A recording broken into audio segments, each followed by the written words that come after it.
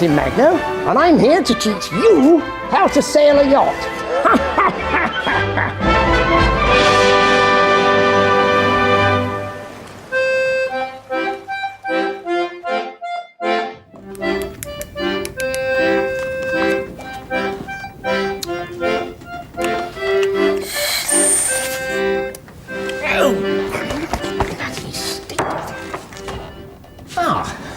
Hi there, shipmates.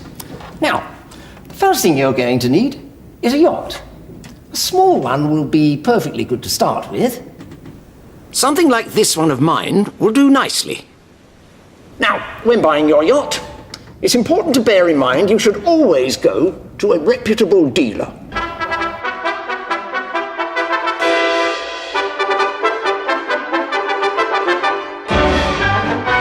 First of all, check it has a steering wheel, and then make sure it turns right and left.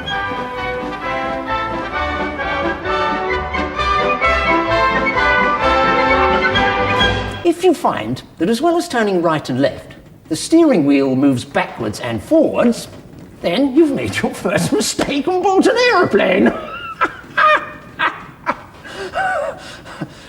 Also make sure it has a hooter that works.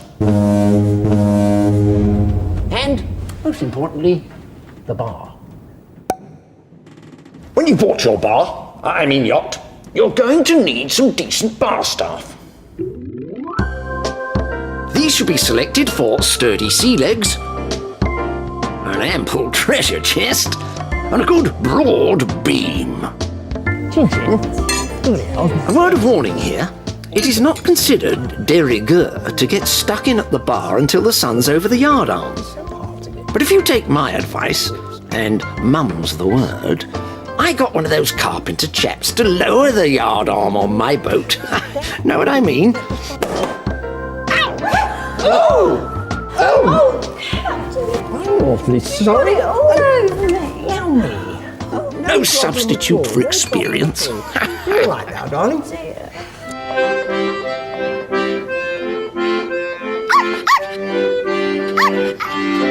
Hello, sailor. Nautical dressage.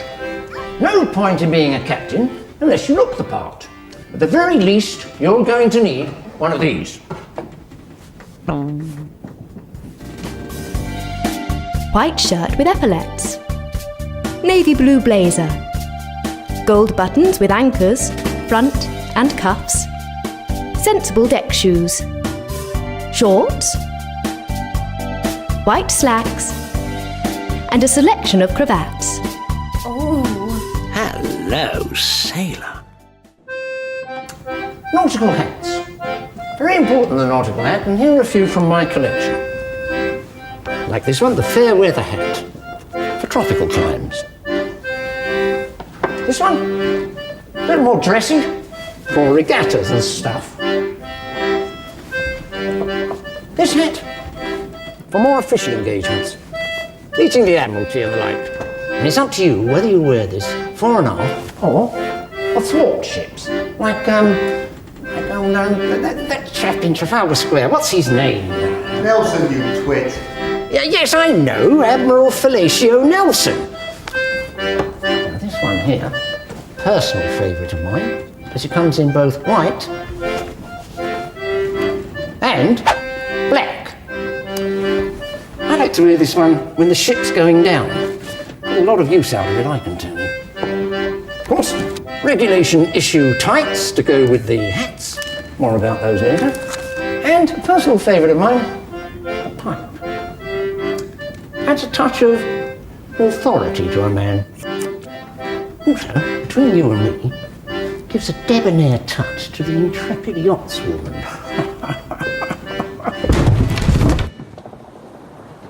I say, not much wrong with a cut of her jib. Oh! War, poulads, parlads.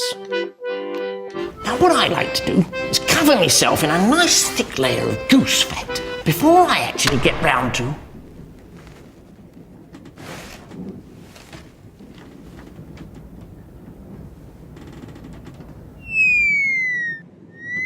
Now that you've got your kit sorted out, it's important to understand the nautical parlance. Lubbers. Well, this is another term for swabs. Swabs. Well, in fact, that's more or less the same as lubbers. Batten the hatches. Yes, I forgot to mention that. Make sure when you buy your yacht, you've got plenty of hatches, or there'll be nothing for the swabs and lubbers to batten.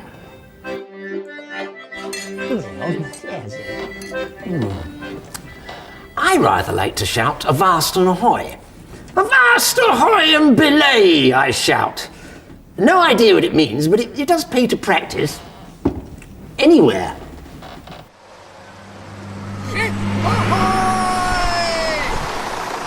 Once you've got the hang of it, you can pepper the conversation with the odd phrase involving the filleting of lubber lines, the shivering of timbers, and the scuppering of bilges.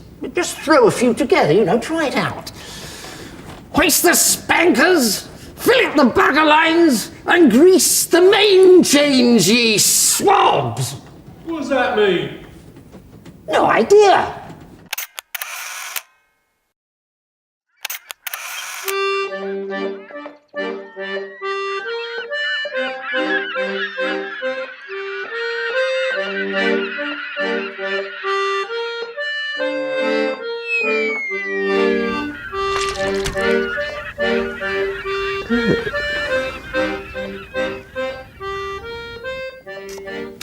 Now down to the business end of things.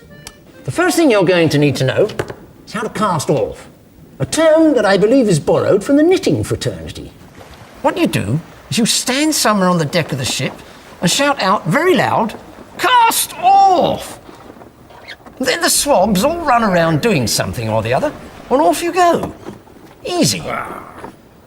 Steady as she goes. Hard down on the left.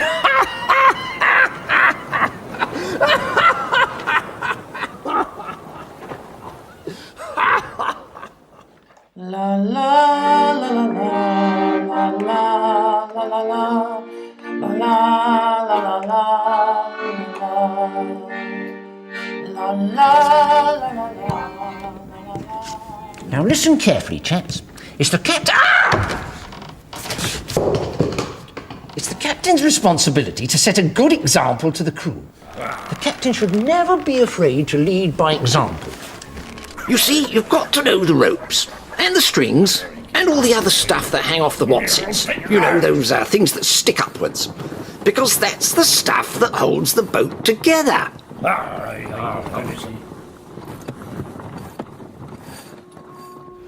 You know what that chap said to me? He said I was a true anchor. Occasionally, the captain needs to exert his full authority, even if he is at ease. There are times when the ship needs a firm, manly hand on the steering wheel. It's this sort of guidance based on responsibility and experience that earns the deep and lasting respect of the crew.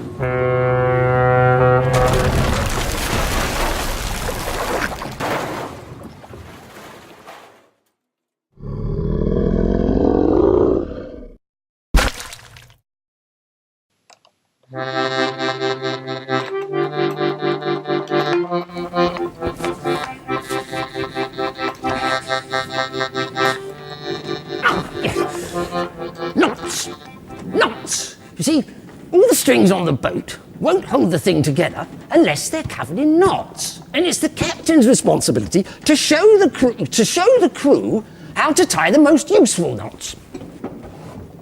This is one that I tied earlier. No idea what it's for, but it took a damned long while to tie. And whilst I'm at it, if the crew...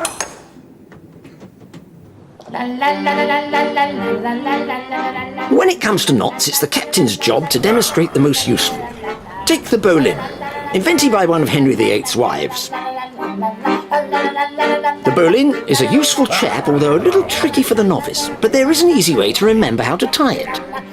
The rabbit runs out of its hole, runs round the tree, stops, remembers it's forgotten something, goes back into the hole, runs around the tree in the other direction, falls over the thing it thought it had forgotten, and then comes out the hole again, and around the tree backwards. la la la la la la la. Well, you see, that's what swabs are for.